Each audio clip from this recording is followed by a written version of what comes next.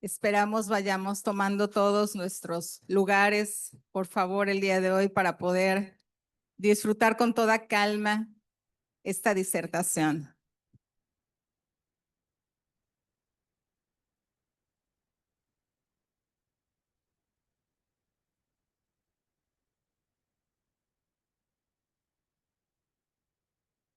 Bien, muy buenas tardes, tengan todos ustedes. Muchísimas gracias por acompañarnos el día de hoy en este maravilloso recinto. La verdad es un auditorio muy bonito aquí en la Universidad Autónoma de Nuevo León. Soy Virginia Aguilar Davis y voy a tener el gusto, pero además el grandísimo honor de moderar esta conferencia magistral a cargo de un grande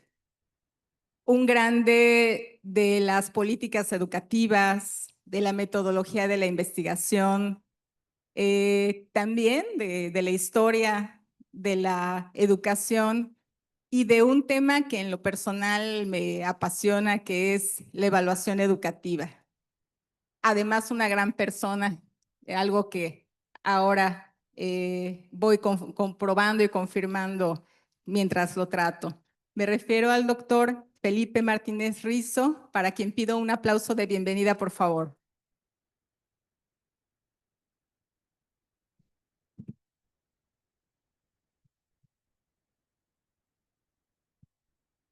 Muchas gracias, doctor Felipe, por haber aceptado la invitación que le hace el COMIE para estar acompañándonos el día de hoy aquí. Y bueno, el doctor Martínez Rizo nos impartirá una conferencia con un título muy sugerente, muy provocador, un título que me parece muy ad hoc para los tiempos que vivimos actualmente. Se titula La educación en tiempos de cólera, obligaciones ciudadanas y profesionales de investigadoras e investigadores, perdón. Eh, y bueno, para poder darle la palabra al doctor Felipe, si me permiten, voy a dar lectura a un resumen de su amplio currículum. El doctor Martínez Rizo es investigador honorario de la Benemérita Universidad Autónoma de Aguascalientes, donde trabajó desde 1974 y fue rector, jubilándose en 2016. Creador de un doctorado interinstitucional y otros posgrados en investigación educativa, en los que se formaron muchos miembros del COMIE. Ha escrito nada más y nada menos que 70 libros, 224 artículos o capítulos, y 360 ponencias. Fundó el Instituto Nacional para la Evaluación de la Educación, asesor de la SEP y ministerios de Argentina, Colombia, Ecuador, Guatemala, Honduras, Panamá, República Dominicana y Uruguay, así como del Instituto de Evaluación de España. Miembro del Consejo Nacional de Calidad Educativa de Argentina, del Consejo Técnico del Tercer Estudio del Laboratorio Latinoamericano de Evaluación de la Calidad Educativa y el Grupo Estratégico de Planeación de PISA. En 1995 obtuvo el premio Anuyes por sus contribuciones a la educación superior. En 2009, el COMIE le otorgó el reconocimiento Pablo Latapí. En 2011 recibió el doctorado honoris causa por la Universidad de Valencia, España. Ya jubilado, ha dado cursos a cientos de docentes y sigue publicando. Justamente ayer tuve la oportunidad de asistir a la presentación en este congreso de su libro más reciente, publicado el año pasado, en 2024, titulado De la educación básica a la superior, investigación y políticas.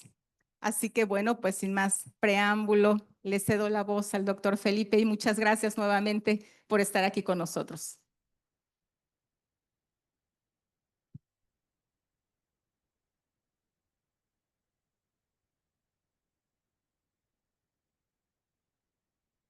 Pues primero que nada, muchas gracias a ustedes por su interés, por estar aquí presentes.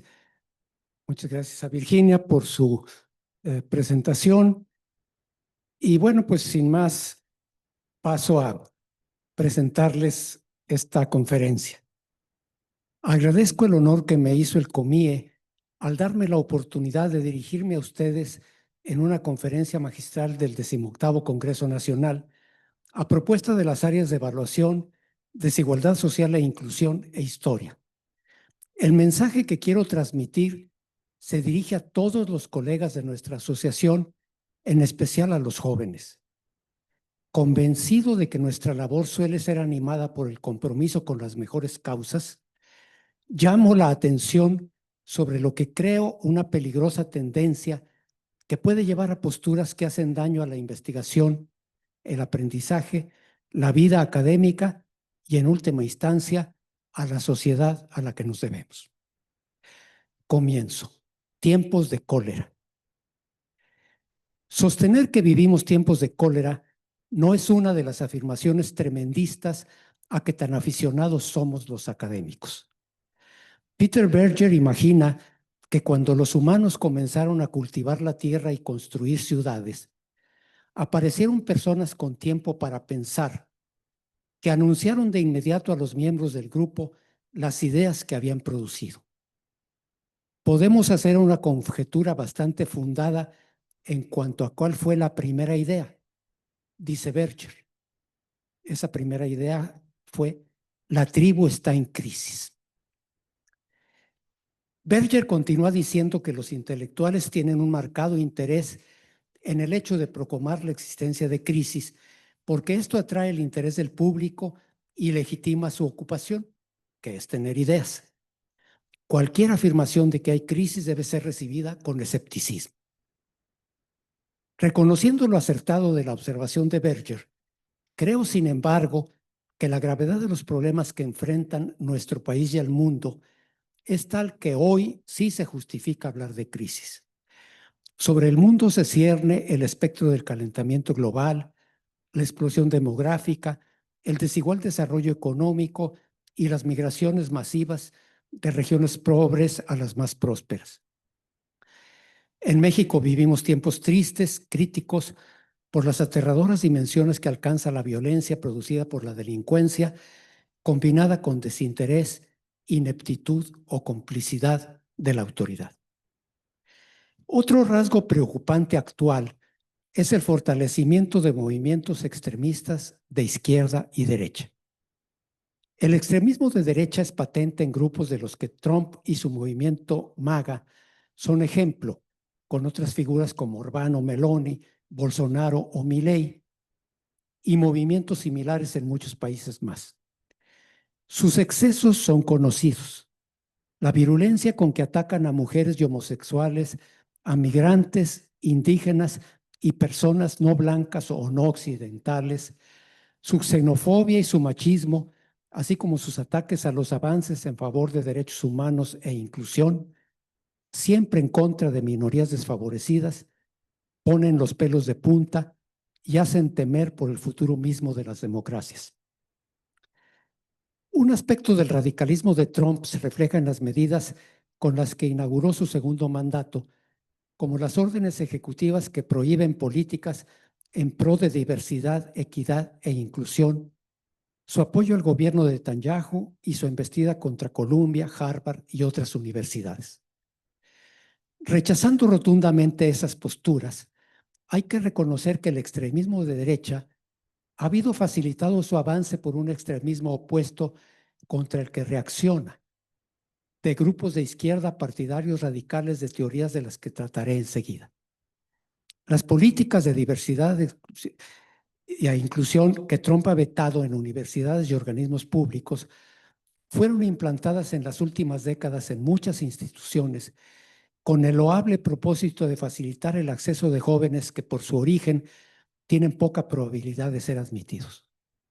El radicalismo de unos promotores de esas políticas, más allá de sus intenciones, los ha llevado a atacar a quienes no comparten sus ideas, a descalificar con argumentos morales, cancelar invitaciones, presionar para obtener adiciones y censurar obras del currículo y las bibliotecas, dando lugar a un ambiente intelectual asfixiante en el que están en riesgo principios tan importantes para las universidades como el pluralismo y la libertad de expresión. Ambos extremismos comparten el gusto por excesos discursivos, demonización del otro y explicaciones descontextualizadas, simplistas y absolutas, antítesis del trabajo y saber riguroso. Los dos bandos buscan borrar del mapa al adversario, censurando o cancelando toda expresión sospechosa de inclinarse por el opuesto. La intolerancia ha llegado a ser tan fuerte que en 2023 la Fundación para el Español Urgente de la Real Academia de la Lengua nombró palabra del año al vocablo polarización. Asumiendo que, como yo, mi audiencia no comparte los planteamientos de Trump y ultraconservadores de derecha, en esta presentación ofrezco un breve panorama de las teorías críticas que sustentan el extremismo de izquierda, reflexiono sobre las implicaciones de los excesos de sus partidarios radicales e intento explicar por qué, pese a su débil sustento, esas ideas resultan atractivas para muchos. Las teorías críticas surgieron en Estados Unidos a partir de 1980, siguiendo ideas de los posmodernos franceses de 1960 y 70 y antes de ellos del marxismo. A fines del siglo XX se agruparon con la noción de interseccionalidad, luego con la de justicia social y finalmente con la mencionada ya de diversidad, equidad e inclusión, DEI. La primera de estas corrientes comenzó poco antes de 1980, cuando Derrick Bell y su discípula Kimberly Crenshaw, partiendo de los estudios legales críticos y su visión jurídica del racismo centrada en la opresión de clase, propusieron la teoría crítica de la raza con una visión posmoderna que destaca opresiones sutiles como microagresiones y discursos de odio. A partir de 1978, cuando apareció Orientalismo de Edward Said, historiadores de la India desarrollaron el poscolonialismo, otra teoría que cuestionaba la dominación colonial europea. Más tarde, hacia 1998, y con latinoamericanos como Walter Miñolo, se desarrolló el decolonialismo, con base en la teoría de la dependencia, la filosofía y teología de la liberación, la pedagogía de Freire y la idea de que América Latina, Asia y África, víctimas de colonización, deben unirse en una lucha tricontinental. El decolonialismo pretende ser superior al poscolonialismo, con el curioso argumento de que América Latina fue colonizada 3 siglos antes que la India, lo cual no tiene nada que ver, pero en fin. Con antecedentes desde la Revolución Francesa y las luchas del siglo XIX por los derechos de la mujer, en especial al sufragio, la teorización del feminismo comenzó en 1949 con el segundo sexo de Simone de Beauvoir. En los años 1960 y 70 surgieron un feminismo liberal y otro marxista. El primero, de mujeres blancas acomodadas, buscaba que la igualdad conseguida en la ley se volviera realidad en la vida diaria en una sociedad capitalista que no pretendían derrocar. El segundo, feminismo de mujeres afroamericanas pobres, tenía enfoque revolucionario como el movimiento de las Panteras Negras o el que luchaba contra la guerra de Vietnam. A partir de la década de 1980, los enfoques liberal y radical del feminismo dejaron el sitio a uno posmoderno, que destaca la base cultural de la diferencia entre los sexos con la idea del género como actuación, como performance de Judith Butler.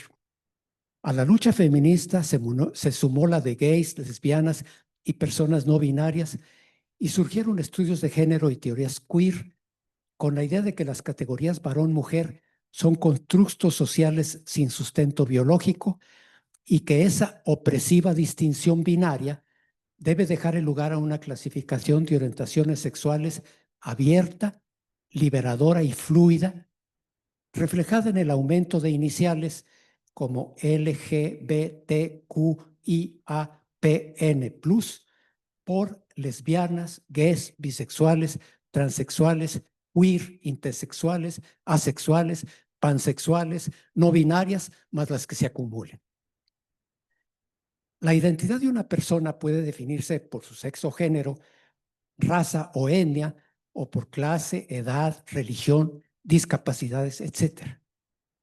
La noción de interseccionalidad subraya el carácter multidimensional de la discriminación que sufre una persona por la combinación de dos o más identidades, por ejemplo, una mujer negra. La noción fue introducida en 1989 por Kimberlé Crenshaw, se extendió con feministas negras como Angela Davis. Patricia Conner la reformuló como matriz de dominación. Las teorías críticas exploran opresiones por razón de raza, etnia, sexo u otras, pero todas persiguen la justicia, idea presente desde los griegos, pero que hoy va más allá de derechos básicos e igualdad económica.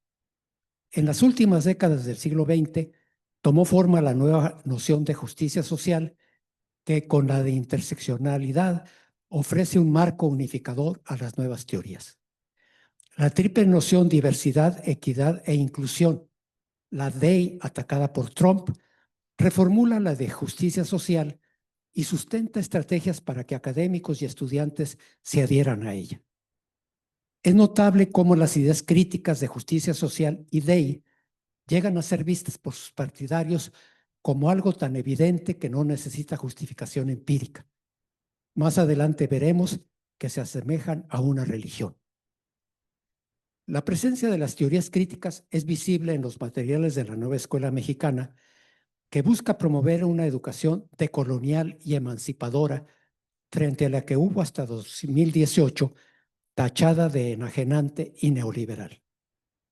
Según documentos difundidos por la SEP, la reforma propone un cambio refundacional con 5 ejes presentados en una manera que no deja dudas en cuanto a su cercanía con las teorías posmodernas.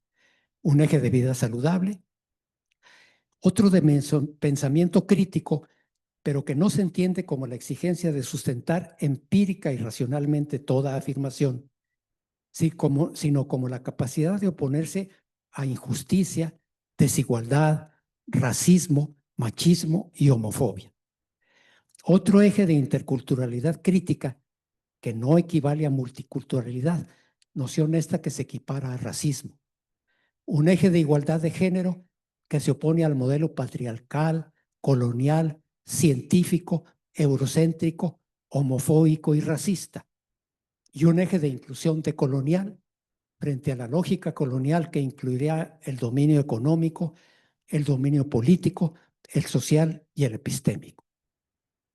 Como ejemplo de la presencia de esas ideas en el ámbito mexicano, véase la convocatoria reciente de una revista especializada que solicitaba artículos sobre, cito, la tarea de las pedagogías emergentes, alternativas, feministas o de nuevas masculinidades, antirracistas, decoloniales, hermenéuticas, comprensivas, denominadas también de la muerte. Es la formación ética centrada en el valor de la vida para construir sociedades igualitarias, justas e incluyentes y, por tanto, ciudadanos empoderados con carácter moral y capacidad de juicio crítico. Una educación desde el ser en la comunidad. Los excesos de las teorías críticas.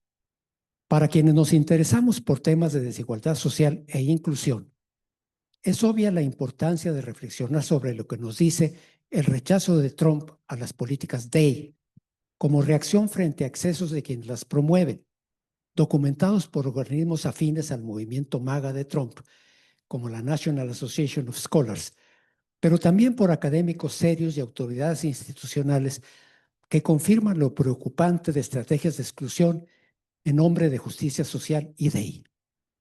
Un comité sobre libertad de expresión convocado en 2015 por el rector de la Universidad de Chicago, tras una amplia consulta, concluyó, cito, aunque los universitarios son libres para criticar y cuestionar las ideas expresadas en el campus y para criticar y cuestionar a los conferencistas que sean invitados a expresar sus ideas, no pueden obstruir o de otra forma interferir con la libertad de los demás para expresar opiniones que ellos rechazan o incluso detestan.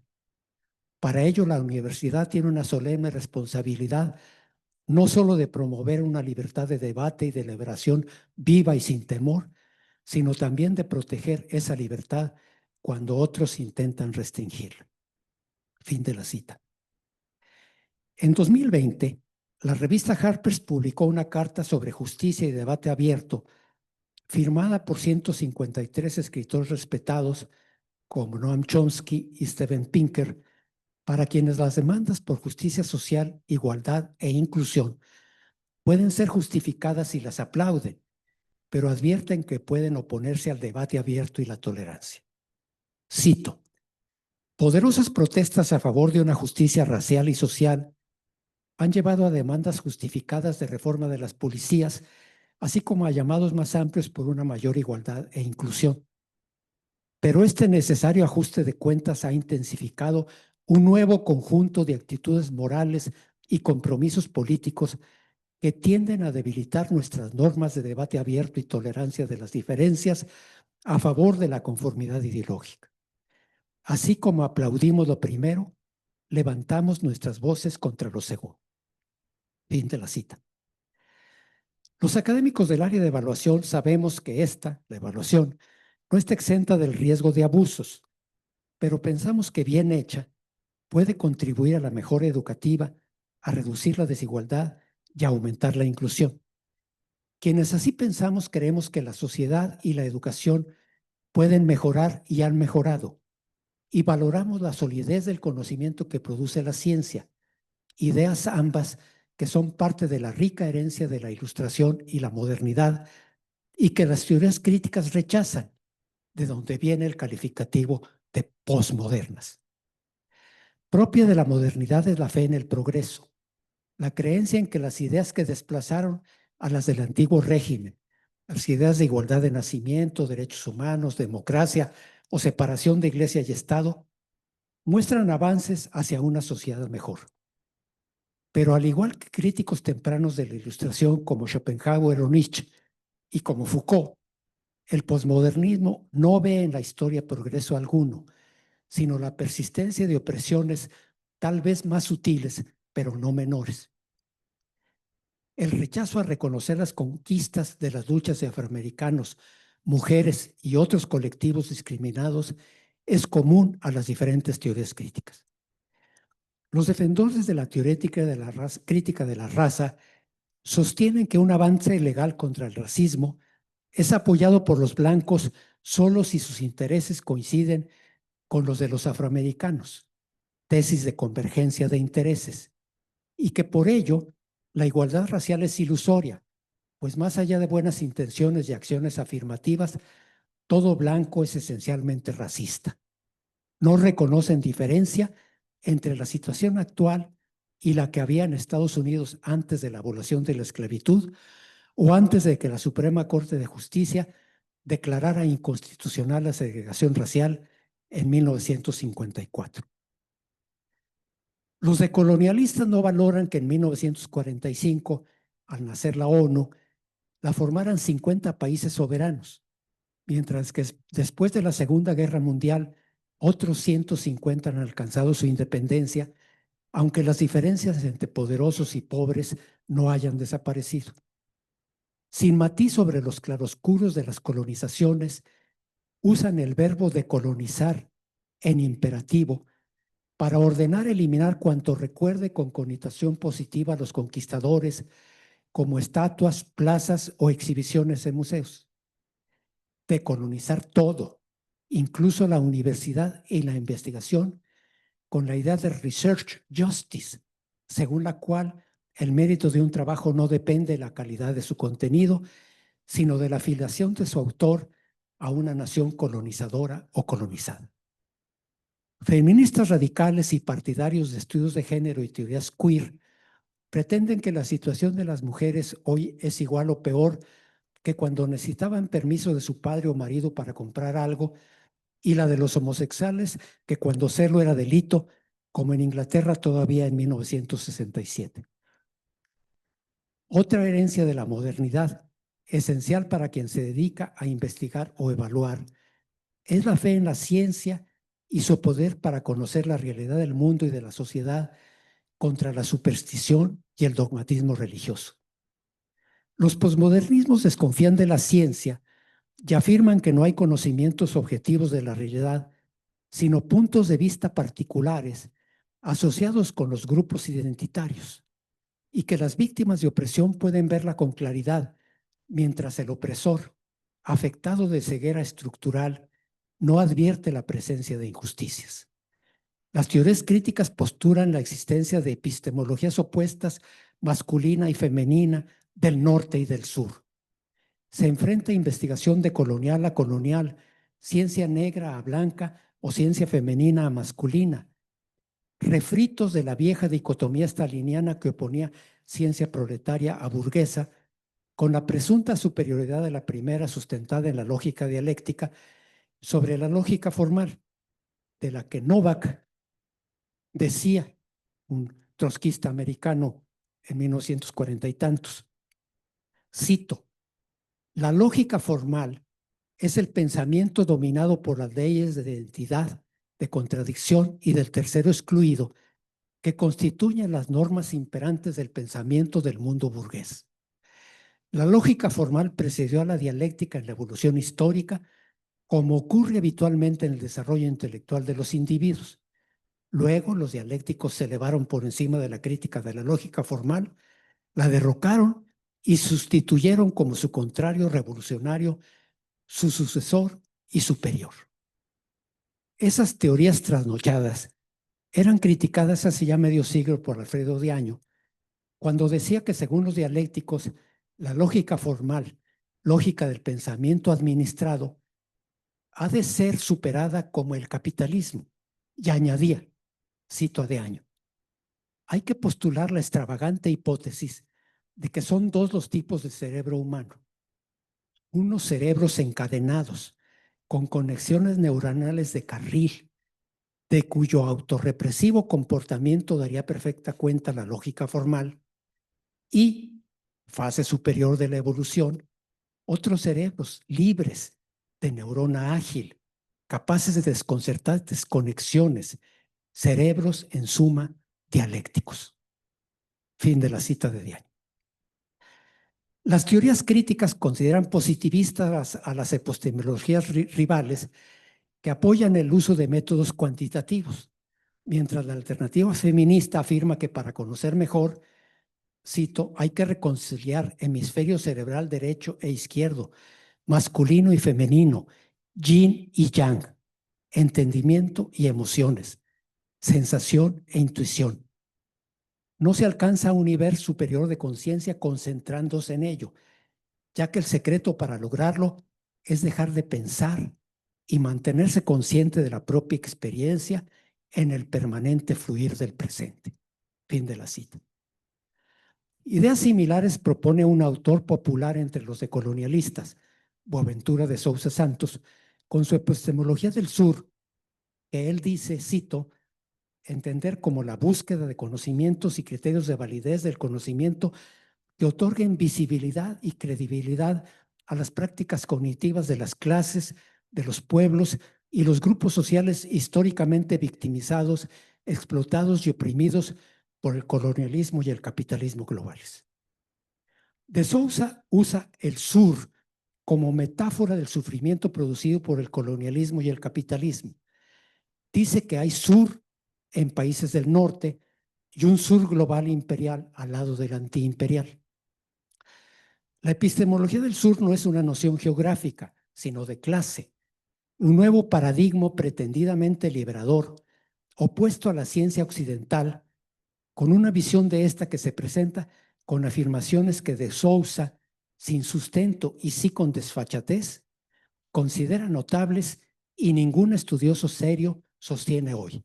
Cito a de Sousa: la ciencia moderna identifica conocer con cuantificar y el método científico se basa en la reducción de la complejidad. El determinismo mecanicista es el horizonte cognitivo más adecuado a los intereses de la burguesía. La ciencia social será siempre subjetiva y no objetiva como las naturales.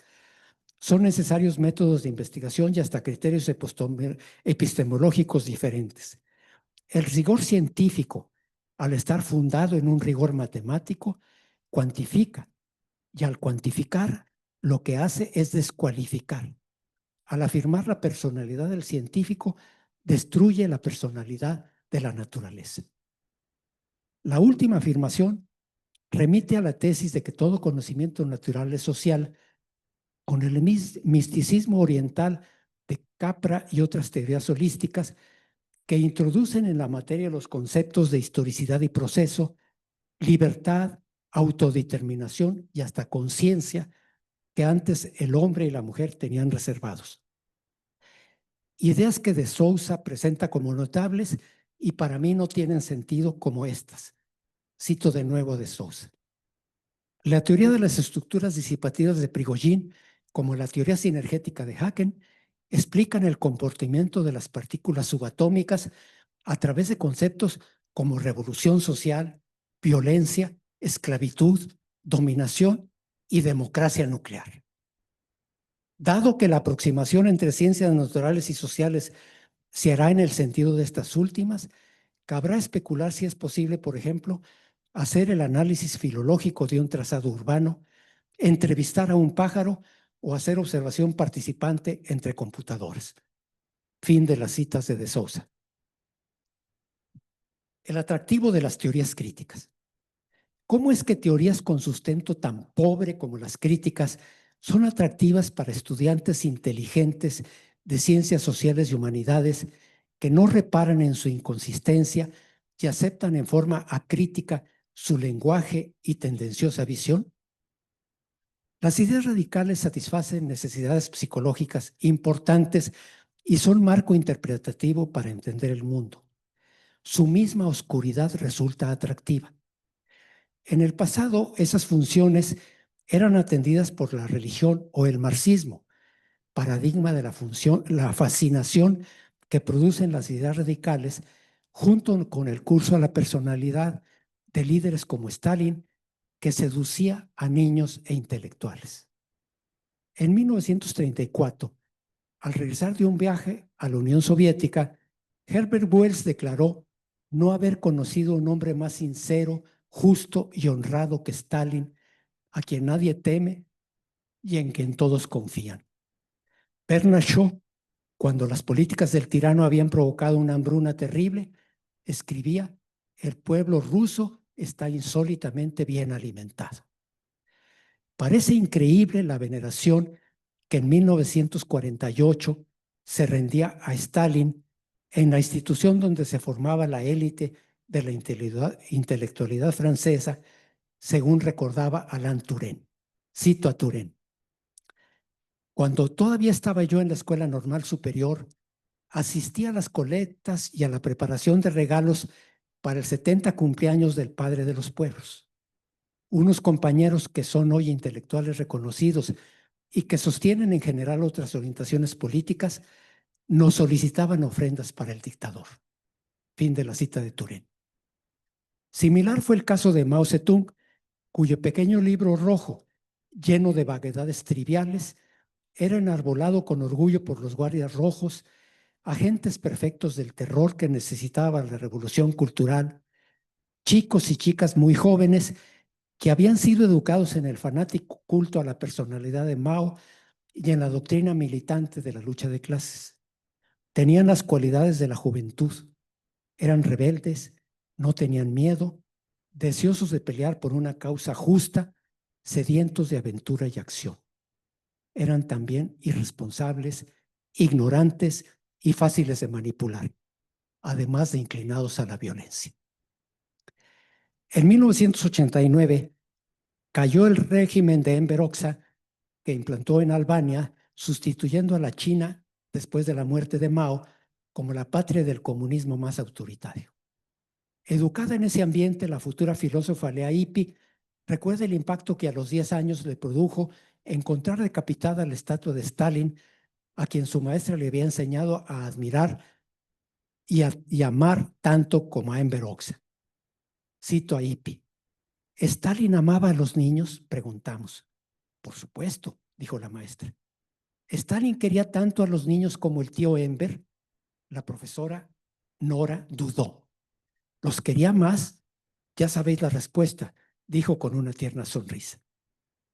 Después Ypi pudo estudiar en Italia, donde sus compañeros no creían poder derivar lecciones del colapso de la dictadura albanesa para el socialismo real, pues para ellos lo que había salido mal en esos países se había debido a fallas de los dirigentes, mientras que el socialismo en el que ellos soñaban sería impulsado por líderes adecuados.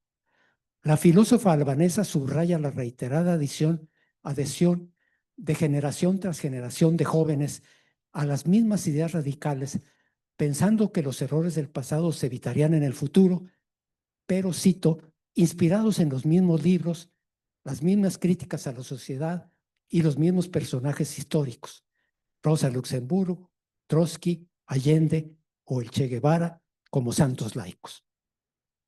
Fin de la cita. La forma en que se adoptaba el marxismo y la manera en que los dogmas religiosos son aceptados por los creyentes son similares, a ciegas. El paralelismo lo señalaba ya en 1920 Bertrand Russell, tras visitar la naciente Unión Soviética y charlar con Lenin. El bolchevismo no es simplemente una doctrina política, es una religión con elaborados dogmas y escrituras inspiradas.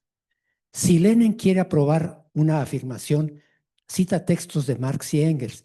Decía Russell que precisaba, cito, por religión entiendo un conjunto de creencias sostenidas como dogmas que domina la orientación de la vida yendo más allá de la evidencia o en contra de ella e inculcadas por métodos emocionales o autoritarios no intelectuales. Según esta definición, el bolchevismo es una religión. Quienes lo aceptan se vuelven inmunes a la evidencia científica y cometen un suicidio intelectual. Alguien como yo que cree que la inteligencia libre es el principal motor del progreso humano, no puede sino oponerse fundamentalmente al bolchevismo, tanto como a la Iglesia de Roma. Fin de la cita de Bertrand Russell. A fines de la década de 1960, el marxismo era la ideología favorita de los estudiantes alemanes. Helmut Seifert explica su atractivo debido a que era visto como medio universal de salvación, como religión. En forma que recuerda el suicidio intelectual del que hablaba Russell, Seifert añade que una vez que se acepta el marxismo, es difícil salir de él, porque como toda religión, ofrece al creyente un sistema doctrinal que lo inmuniza plenamente contra la crítica de fuera y penaliza de antemano su voluntad de apearse de ella y llega a una conclusión pesimista. Cito a Seifert, los problemas permanecerán, pero serán elaborados y solo se intentará resolverlos en sentido del marxismo. Muy pocos espíritus independientes se atreverán a manifestar una crítica serena, pero no serán escuchados. Queda depositar esta crítica en archivos y dejarla invernar hasta que con nuevos cambios históricos nazca una nueva inteligencia para argumentaciones proscritas hoy por burguesas. Fin de la cita de Seifert. Al intentar entender la fascinación que las teorías críticas posmodernas tienen para muchos jóvenes, los ejemplos anteriores llevan a advertir la paradójica semejanza del atractivo de las ideas radicales con las creencias religiosas, ya que las teorías críticas también son consideradas tan evidentes que no necesitan justificación, como evangelio, como verdad a la que hay que adherirse sin discusiones e impedir que se sustente. No es exageración observar que la teoría de la justicia social ha creado una nueva religión. Estas teorías ofrecen un marco que no es solo cognitivo e histórico, sino también moral y existencial. Te dice no solo dónde encajas, sino quién eres y cómo debes orientarte hacia los demás y hacia el mundo. En otras palabras, ofrece propósito y dirección. Sobre el atractivo de la oscuridad misma de un texto, se suele pensar que si no se entiende un texto, es porque tiene ideas profundas. Dutton dice que si uno lee un párrafo confuso, no debe preguntarse qué quiere decir, pues lo que busca es someter al lector y mostrarle que está en presencia de una gran mente. Y Nietzsche afirmó que se enturbian las aguas para hacer que parezcan profundas. Contra eso, Karl Popper dice, cito a Popper, todo intelectual tiene el privilegio y la oportunidad de estudiar. A cambio debe presentar resultados tan sencilla, clara y modestamente como pueda. Lo peor que pueden hacer los intelectuales es colocarse como grandes profetas frente a los demás e impresionarlos con filosofías misteriosas. Quien no sea capaz de hablar en forma sencilla y clara, debería abstenerse de decir nada hasta que pueda hacerlo. Fin de la cita de Popper. Según Peter Bork, la ignorancia no tiene que ser un defecto, puede ser un punto de partida para una búsqueda que lleve a conocer más. Pero un tipo de ignorancia sí le parece negativo, no ser consciente de la propia, con lo cual no hay esfuerzo por dejar atrás esa condición y aprender algo. Una variante aún peor, me parece, es no saber que se ignora algo y creer que se conoce cuando no es así. Algunos creen entender al posmodernismo, impresionados por ideas que parecen profundas y muchos ponderan como notables, lo que este tipo de ignorantes no osa contradecir. Se adhieren con entusiasmo a una teoría crítica, aunque sea oscura y no la entiendan, o tal vez precisamente por eso, pensando que oscuridad es signo de profundidad. Nuestra querida colega Justa Espeleta criticaba a investigadores que, decía Justa, saben mucho de Habermas y muy poco de educación. Yo critico a quienes tampoco saben mucho de educación, pero creen saber mucho de Foucault, aunque ni entiendan lo que dice. Pesimismo u optimismo. Ante lo que pasa con las teorías críticas cuyo atractivo sustituye al del marxismo, en forma igualmente simplista y radical, y ante la creciente polarización que enfrenta a fanáticos de derecha e izquierda, puede ser grande la tentación de adoptar una postura pesimista. Como hemos visto, Seifer concluía que lo único que quedaba por hacer era esperar a que naciera una nueva inteligencia para argumentaciones proscritas hoy por burguesas. Fernando Savater, sin embargo, después de advertir que como individuos y como ciudadanos, si queremos ver todo muy negro, tenemos derecho a ello, dice, cito a Savater, en cuanto a educadores, no nos queda más remedio que ser optimistas, porque educar es creer en la perfectibilidad humana, en la capacidad innata de aprender y en el deseo de saber que la anima. Los pesimistas pueden ser buenos domadores, pero no buenos maestros. Savater dice esto consciente de que los maestros debemos reconocer que si los jóvenes creen que el mundo que heredan está lleno de injusticias, tienen razón. Por eso escribe que debemos transmitir a nuestros alumnos lo mejor de lo que fuimos, a sabiendas de que será insuficiente. Debemos decirles a los jóvenes, dice Savater, transfórmenlo todo, mejórenlo todo, empezando por ustedes mismos, pero guarden conciencia de qué es y cómo es, de qué fue y cómo fue lo que quieren transformar. Fin de la cita de Savater. Susan Neiman considera que optimismo y pesimismo son ideas que pertenecen al campo de lo que es, lo que puede conocerse o predecirse, lo epistemológico. Y en relación con la postura ante el mundo y sus injusticias, ella considera preferible utilizar una noción del campo ético, la de esperanza. Cito a Neiman. El optimismo hace predicciones sobre un futuro distante o un pasado inaccesible. La esperanza no hace predicciones. El optimismo es negativa a enfrentar los hechos. La esperanza aspira a cambiarlos. La esperanza no es un punto de vista epistemológico, sino moral. Fin de la cita de Ney. Esperanza se opone a optimismo como el apoyo de un seguidor incondicional al equipo de sus amores se opone a la acción de un apostador profesional que se juega dinero a favor del equipo en un frío cálculo de probabilidades. Esperanza pertenece al campo de las utopías, que según Ferrater Mora describen una sociedad perfecta e irrealizable, pero pueden servir para criticar la sociedad real y proponer reformas que son cumplidas en la sociedad utópica. En ese sentido, las utopías son revolucionarias, una expresión de la esperanza. El cantautor griego-francés Georges Moustaki cantaba a la esperanza refiriéndose a jóvenes que se oponían a la guerra de Vietnam y se reunían en festivales de rock para hacerle al amor y no la guerra, contrastando con los adultos. En una canción que recuerdo con nostalgia de mis años jóvenes y me atrevo a traducir. Cito la canción de Moustaki. Nosotros trazamos fronteras y hacemos la guerra para defender una bandera o para salvar el pellejo. Pero entre el estruendo, las bombas y las lágrimas, nuestros hijos tocaban música juntos en Woodstock y otras partes. Nosotros exaltamos las virtudes y el trabajo que nos mata, sacralizamos la familia, censuramos el placer y hagamos la vida en la burocracia, pero nuestros hijos hacen el amor y no la guerra. Cuando se vayan de casa para seguir su camino, en los barrios dormitorios de las parejas jóvenes en nuestras ciudades de pesadilla, ellos harán a su vez con mucho amor niños que tocarán música juntos y que harán el amor y que tendrán a su vez otros niños en ese país que no está en ningún lugar y se llama esperanza. Obligaciones ciudadanas y profesionales de los académicos.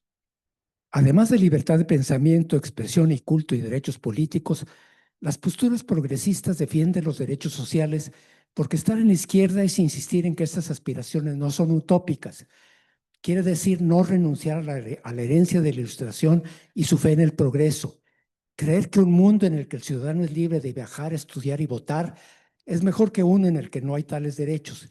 Que pensar que las muchas formas en que persiste el sexismo no disminuyen la manera en que la vida de la mujer se ha visto transformada en una generación y que sugerir que el racismo apenas cambió en un siglo deshonra la memoria de quienes lucharon para modificarlo. Aunque cuestionan al marxismo y dicen superarlo, los posmodernistas se presentan como sus herederos, pero al abrazar posturas radicales han sido colonizados por ideologías que propiamente pertenecen a la derecha. Pues como dice Jean Amery, negar completamente el progreso y encogerse de hombros sobre toda reforma es erróneo y, sopeso con cuidado mis palabras, en última instancia, es reaccionario. Con base en lo que he vivido y en lo que muchas lecturas me han enseñado, llamo la atención a mis alumnos, ahora colegas, y a los alumnos de mis alumnos sobre los riesgos que entraña la proliferación de ideas simplistas y radicales de sustento paupérrimo. Me atrevo a decirles, no es por allí. Yo creo que no es por allí, colegas. Las pocas neuronas que me quedan son sin duda demasiado lentas para entender jerigonzas posmodernas que se presentan como profundas o incluso sublimes, pero en realidad son superficiales, incomprensibles, mal escritas, vacías, incluso delirantes. A punto ya de cumplir 80 años, recuerdo mis tiempos de estudiante de sociología en Europa a fines de la década de 1960, cuando los jóvenes nos entusiasmábamos con el marxismo de Althusser, el maoísmo y la revolución cubana. Pienso también en mi vida como estudioso de la educación y docente, que me hizo valorar la tarea de formar nuevas generaciones de científicos sociales. Por ello quiero ayudar a que los jóvenes no caigan en la trampa de las ideas radicales, sino que sin dejar de ser sensibles a las causas de los grupos marginados, asumiendo compromisos serios en favor de las personas afectadas, lo hagan sin estériles activismos exhibicionistas.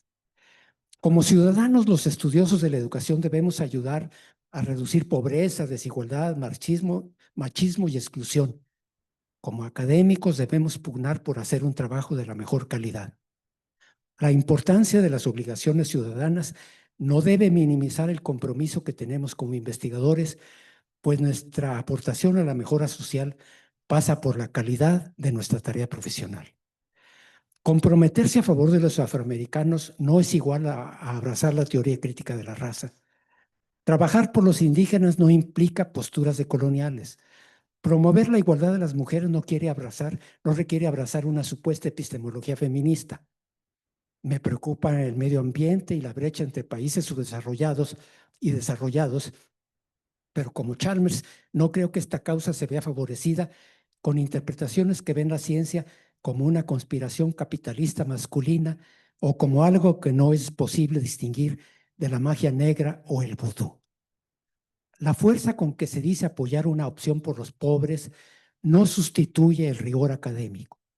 El compromiso del buen investigador no es menor al autoproclamado de radicales cuyo trabajo deja que desear.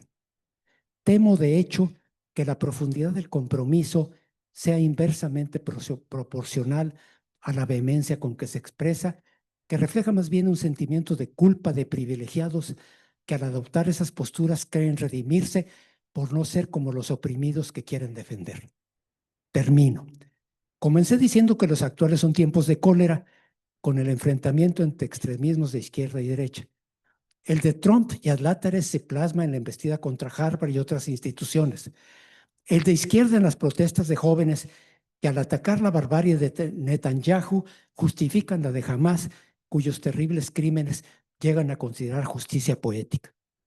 Esos jóvenes me parecen tan entusiastas y aguerridos, tan dogmáticos y acríticos, y tan rebosantes de idealismo y altruistas motivaciones, como los que hace décadas seguían ciegamente a Stalin, Mao o el Che.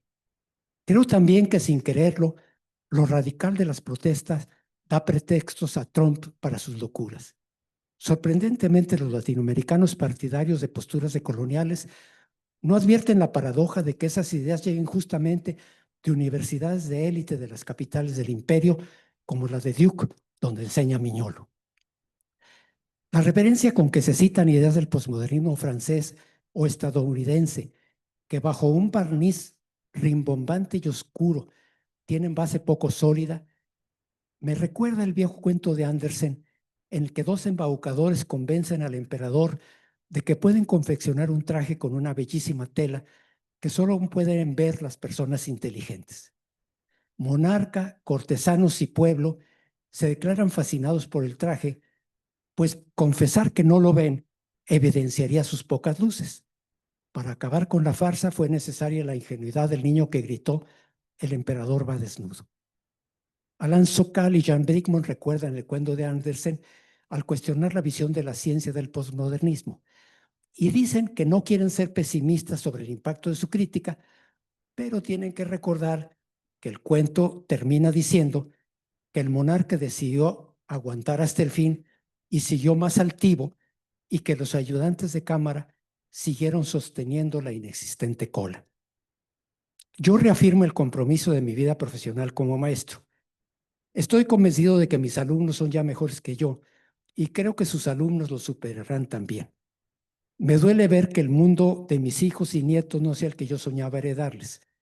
Espero que ellos, sin encandilarse con modas intelectuales ni renunciar a sus propios sueños de mejorar el mundo, lo consigan un poco más, tratando de aportar algo en el esfuerzo interminable de buscar el misterioso país que Moro bautizó utopía y Mustaquí rebautizó esperanza. Termino diciendo, deseando que esta charla lleve a algunos de ustedes a decir conmigo: el posmodernismo va desnudo. Muchas gracias.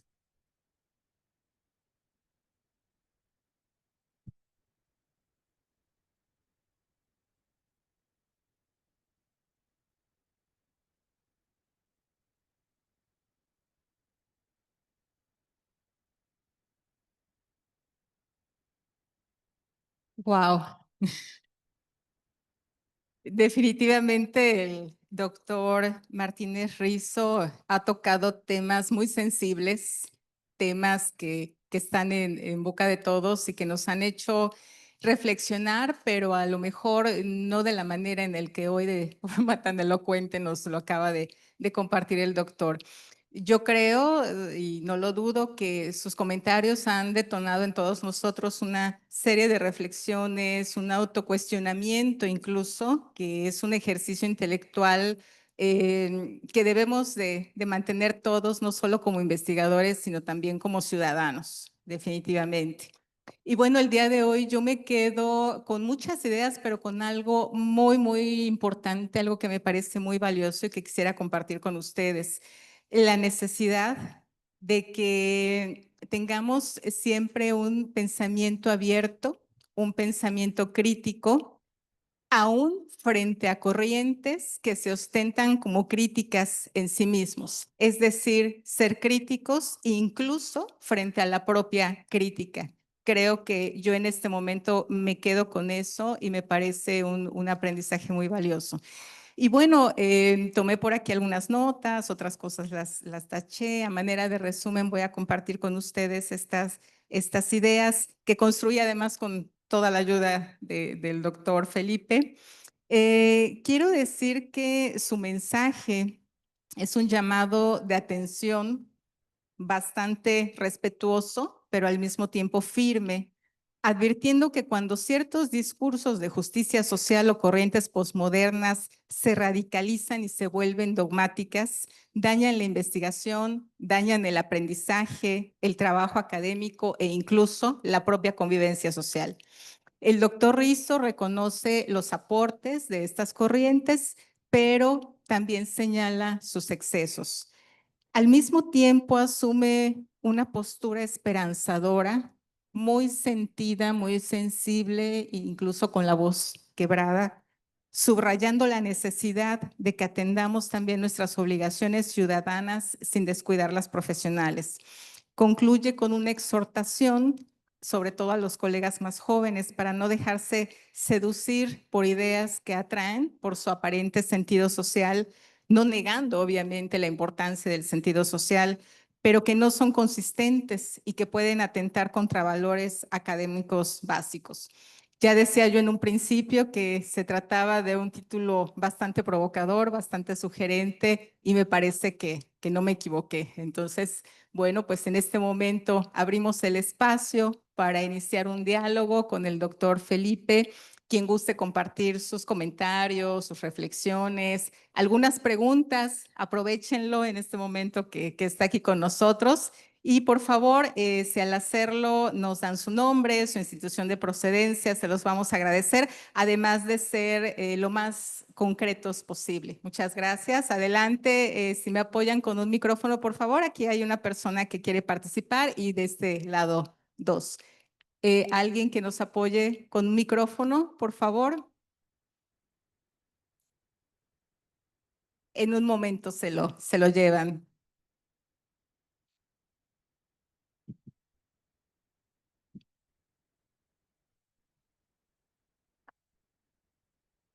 Gracias.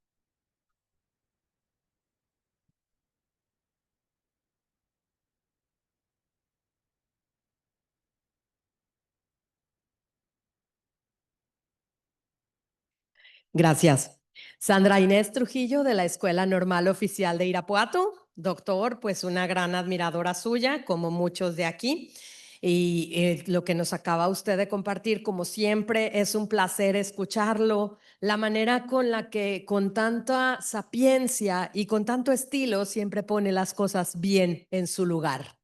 De una manera pues siempre muy centrada, muy clara. Y mi pregunta es precisamente, ¿dónde podemos encontrar este texto? Porque realmente es oro molido lo que nos acaba de dar. Un gran viaje lleno de datos, lleno de posturas muy valiosas y especificidades que pues no se nos deben perder. Entonces, ¿dónde lo pudiéramos encontrar si lo queremos leer? Gracias. Tenemos buenas noticias, pero voy a dejar que sea el doctor, obviamente, quien las dé. Bueno, el texto de la conferencia lo va a publicar el COMIE en un volumen con las conferencias magistrales del Congreso. Entonces, pues ahí va a estar.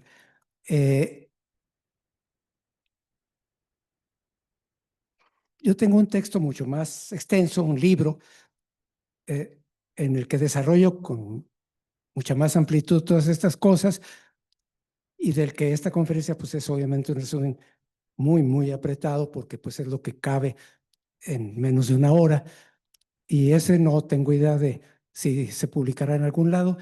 Si se publicara, pues ya lo difundiremos. Gracias, doctor. Y efectivamente, en esta edición del Congreso, por primera vez vamos a poder contar con las conferencias magistrales publicadas en formato de libro. ¿Alguien más? Estaban más personas aquí adelante. Por favor, el micrófono, si nos pueden ayudar aquí al frente.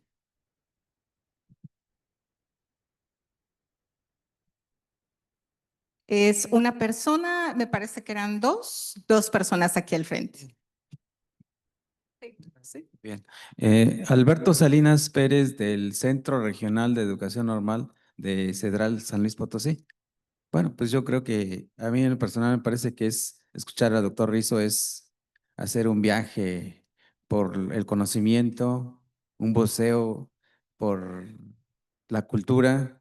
Es una especie de arqueología del saber que escuchamos en unos cuantos minutos, de saber pues muchas cosas, ¿no? Desde, yo diría, una especie de adhesión ideológica de la intelectualidad a los políticos, a los líderes que se magnifican como fundantes o fundadores de un momento histórico.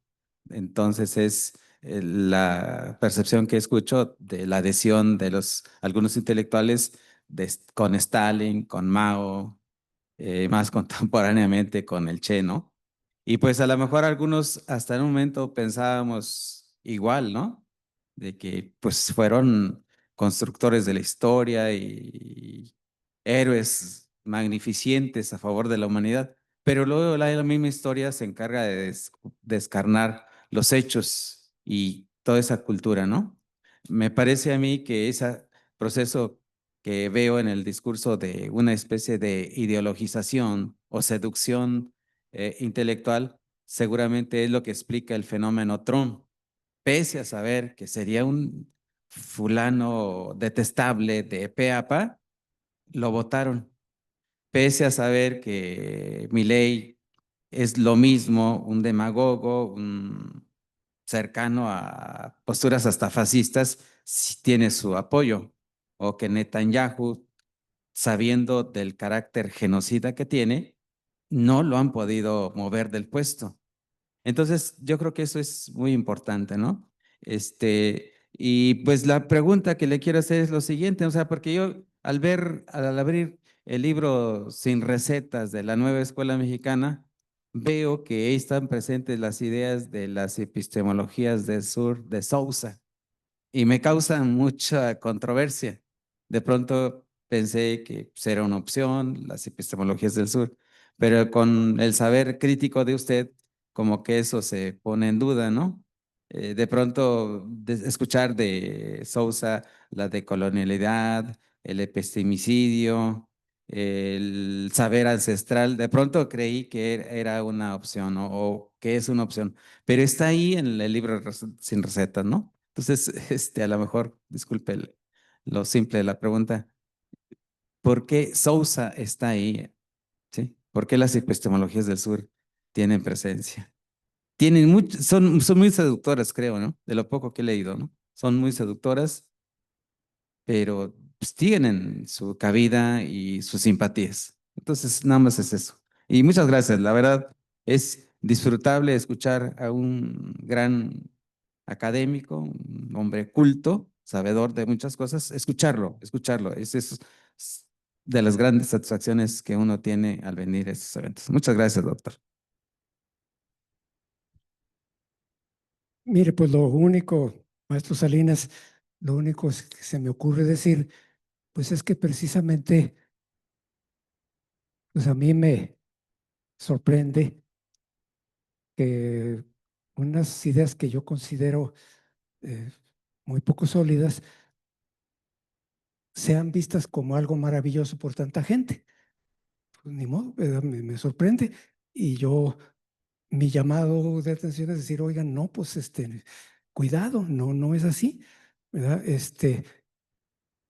Como desde hace relativamente poco tiempo resultó que fue acusado el señor de Sousa Santos de acoso sexual, pues ya empezó a ser mal visto por quienes antes lo veneraban, pero pues desde antes las cosas que dice son las mismas que a mí me parecen muy descabelladas. Y entonces pues no veo por dónde le ven lo maravilloso. O sea, decir que hay democracia nuclear, o sea, que las partículas subatómicas tienen libertad, pues, se me hace una tontería, para no usar una palabra más fuerte que en confianza usaría.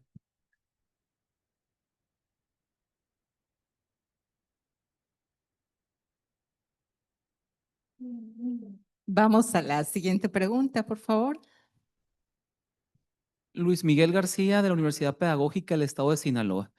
Antes que nada, pues felicitarle, doctor. Es satisfactorio revisar este reencuentro histórico global acerca de estas ideologías, posturas, pero yo delimitaría el tema a nuestro país, que es lo que nos debe preocupar, creo, básicamente. ¿Hacia dónde ve usted una visión de la dignidad humana a través del sistema educativo en la transformación del humanismo que estamos viviendo? Desde la perspectiva, ¿qué es lo que debemos hacer nosotros los docentes, académicos, investigadores para guiar estas ideologías, pero hacia una dignidad humana?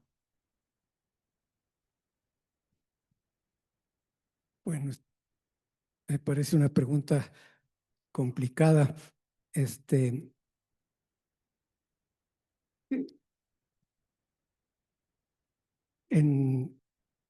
llevaría a discutir mucho otros aspectos que se han tratado en otras sesiones de las políticas educativas, las políticas públicas en general. Me parece que hay sustento, yo así lo creo, para pensar que las políticas educativas actuales en el país son muy malas y que no van a ayudar a que los niños y los jóvenes mexicanos y las niñas mexicanas se eduquen bien. Creo que de las reformas que había habido antes, pues ninguna era perfecta, pero creo que había algunas con algunos rasgos mejores. Yo pienso que la reforma del 93 tuvo muchas cosas positivas. Yo creo que la reforma de Peña Nieto, tarde mal y nunca, pues estaba, a mi juicio, menos peor, pero en fin. Entonces, obviamente, eso sería objeto de esas cuestiones, o sea, porque obviamente tampoco podemos esperar a que alguien en el centro decida y un iluminado que invente allí una política muy adecuada. Yo creo que en cada estado de la República, teóricamente somos un país federal. Entonces, los estados que son responsables de sus sistemas de educación básica deberían de tener la capacidad de tener sus propias políticas eh, distintas de las de la federación y que obviamente pues serían distintas en un estado como Chiapas o en uno como Nuevo León. Sin embargo, pues la mayoría de los estados no tienen su política propia. Se limitan a esperar que les digan algo de México para hacerlo y tratar de sacar ahí algún dinero.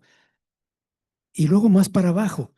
O sea, obviamente un maestro o un director, pues tampoco se puede estar esperando a que le digan, sea del DF o sea de la capital de su estado, qué hacer. Yo creo que de hecho los maestros tienen un margen de libertad bastante amplio.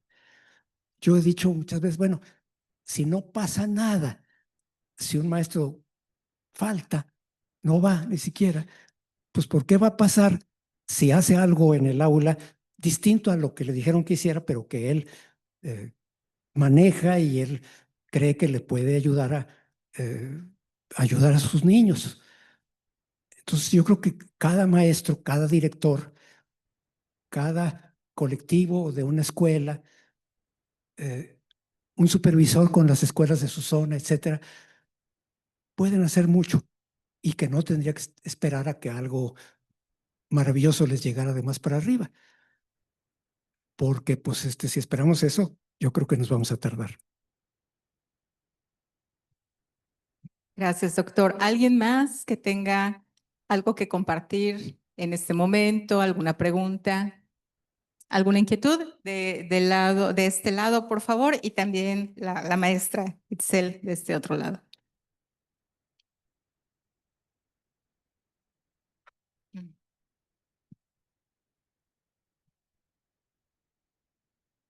Buenas tardes, doctor. Mucho gusto en saludarlo nuevamente. Soy David Rivera de la Universidad Autónoma de Aguascalientes. Tuve la oportunidad de platicar con usted precisamente de estos temas en una ocasión anterior. Esa plática pues me dejó mucha tarea Y bueno, hay un libro que se llama La religión woke, que es de un francés, y él concluye que pues la solución está en una batalla cultural, en una guerra cultural. He visto que algunos personajes de la política mencionan este término, pero también lo he visto de los medios de comunicación. Para usted, ¿cuál sería la solución? Bueno, la expresión guerra cultural, obviamente, pues puede uno compartirlo o no, pero creo que remite a una realidad muy clara, ¿verdad? Que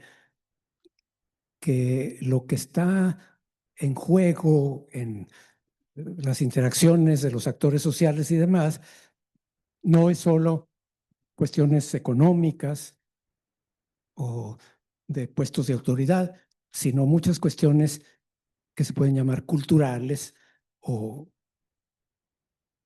expresiones similares. Y creo que efectivamente, pues es una dimensión importante. Cuando se usa, se dice también usando otro término reciente, que la narrativa, ¿verdad? Bueno, pues obviamente hay guerras de narrativas y cuál ganó, nos convenció la versión que da, por ejemplo, el presidente o la presidenta en la mañanera, o nos convence la que dice tal opositor o lo que sea. Bueno, pues obviamente hay una dimensión importante de debate intelectual, etcétera. Yo creo, no podría decir cuál es la solución, cómo se puede resolver, pues no sé. Yo lo que creo es que todos los que trabajamos en algún campo de estos, pues tendríamos que ser capaces de expresar nuestras ideas, nuestras posturas, nuestras opiniones de una manera clara, sustentada, argumentada, convincente,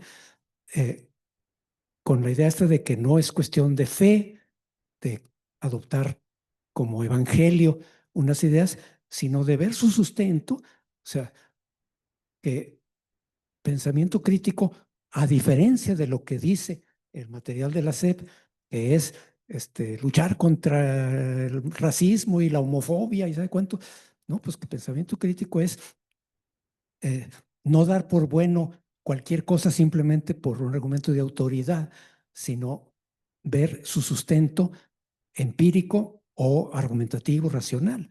Entonces, pues yo creo que, y como dice Popper en esa cita que leí hace rato, que a mí me gusta mucho, nada de proclamar grandes verdades misteriosas que nadie le entiende.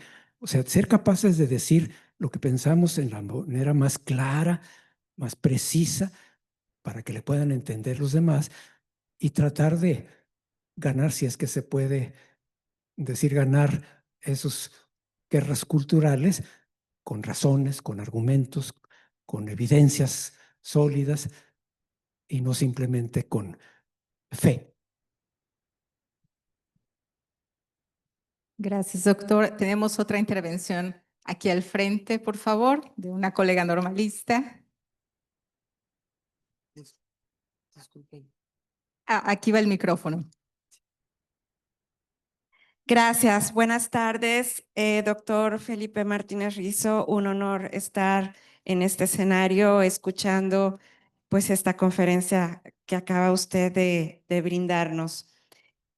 Un cuestionamiento y una idea que rescato y que me genera muchas dudas es la afirmación de que los posmodernistas han sido colonizados a ideologías que pertenecen a la derecha y que existe un posmodernismo francés y también un posmodernismo estadounidense. Mi cuestionamiento va a si esta visión de el posmodernismo pertenece a la cultura occidental, está anclada en el mundo occidental. ¿Y cómo podemos vislumbrar entonces a los países asiáticos, por ejemplo, China como potencia, Corea, Japón, o sea, ellos también están en una era del posmodernismo o nada más el occidente estamos anclados a él. Muchas gracias. A ver, bueno, por una parte, lo que yo creo es que efectivamente el posmodernismo original empieza en los años 60 en Francia, con Foucault, Deleuze y Guattari, etcétera, etcétera, Derrida, Lyotard. Y las teorías críticas posmodernas americanas pues, son hasta los 80s.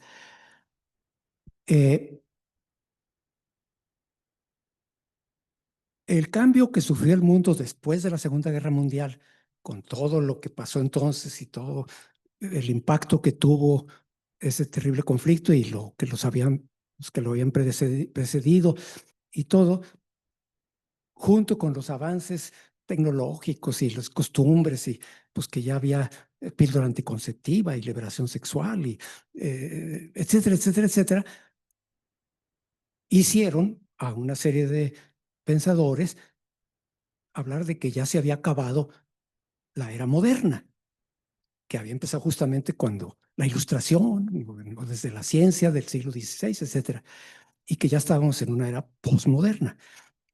Efectivamente, es una idea básicamente en el marco occidental, porque pues desde el siglo XVI hasta el XX, pues el mundo estuvo dominado fundamentalmente por potencias europeas. Entonces yo creo que esas ideas radicales posmodernas estadounidenses de los 80s para acá no se consideran a sí mismas como de derecha, al contrario, se plantean como de izquierda muy fuerte. Yo creo que de hecho, en algunos aspectos, se vuelven muy conservadoras. Y por otro lado, creo que su radicalismo propicia el contraataque de los de extrema derecha, como Trump y compañía, que vemos y que da esta situación de polarización tan fuerte. Sí, creo que ahora que están surgiendo otras potencias muy importantes, especialmente China, pero bueno, también la India, etcétera, pues que ellos tienen cosas diferentes, especiales, creo que no escapan a la influencia que tuvo Occidente en todo el mundo desde el siglo XVI. Y de hecho, bueno, pues en todos estos países, pues obviamente hay un montón de elementos que son completamente similares a los que hay en los países que se llaman de Occidente. Pero sí creo que en esos países hay tradiciones diferentes que yo no domino y que seguramente que pues tienen algo que aportar. Gracias, doctor. Tenemos una participación más de este lado al fondo, por favor, si nos apoyan con el micrófono. Y con esta participación, si les parece bien, cerramos esta ronda de intervenciones.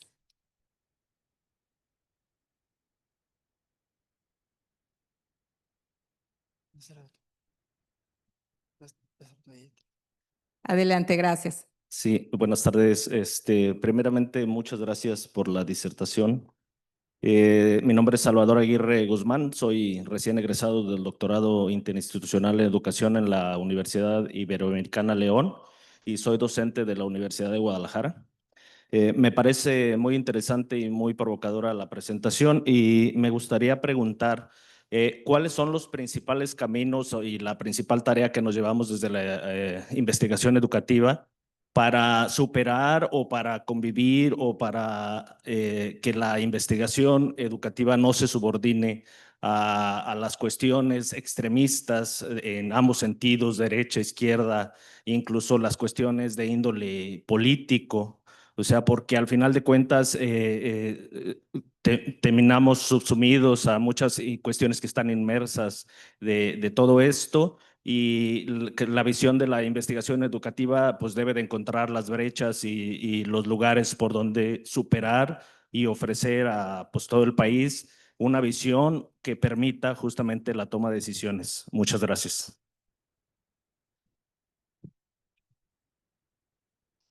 Bueno, lo que puedo comentar, pues es también muy general y una cosa que pudiera considerarse así como que muy obvia.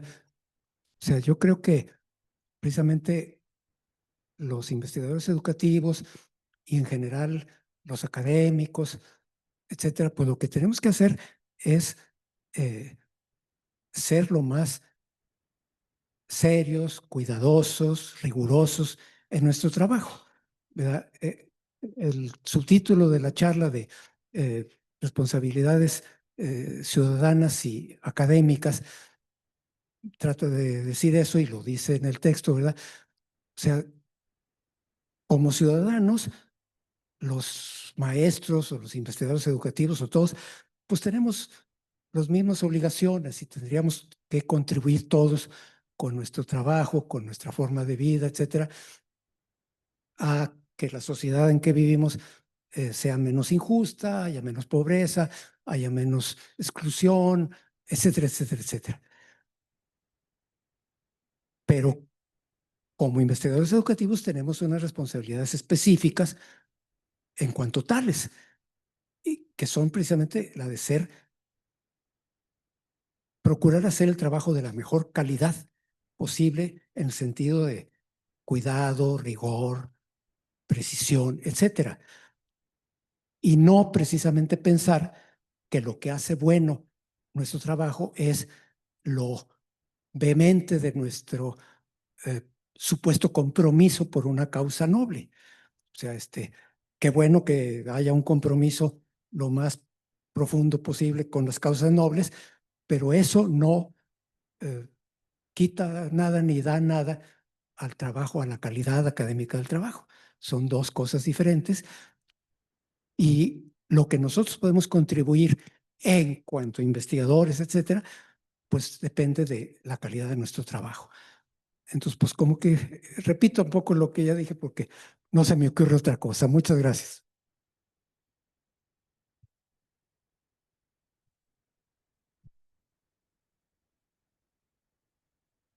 Bien, pues muchísimas gracias a todos por habernos acompañado. Gracias, doctor, por haber sido en este momento aquel niño que gritó que el emperador estaba desnudo.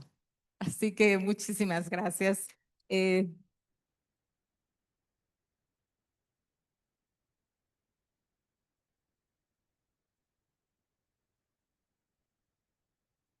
y me voy a permitir entregarle su constancia, para lo cual voy a dar lectura al texto. El Consejo Mexicano de Investigación Educativa, AC, la Secretaría de Educación del Estado de Nuevo León, la Universidad Autónoma de Nuevo León y el Instituto Tecnológico y de Estudios Superiores de Monterrey, Escuela Normal Miguel F. Martínez, Benemérita y Centenaria, otorgan la presente constancia a Felipe Martínez Rizo por haber impartido la conferencia magistral La educación en tiempos de cólera, obligaciones ciudadanas y profesionales de investigadores e investigadoras, realizada el miércoles 12 de noviembre del presente año. En el marco del 18º Congreso Nacional de Investigación Educativa, firma el Comité Directivo del COMIE. Muchas gracias, doctor.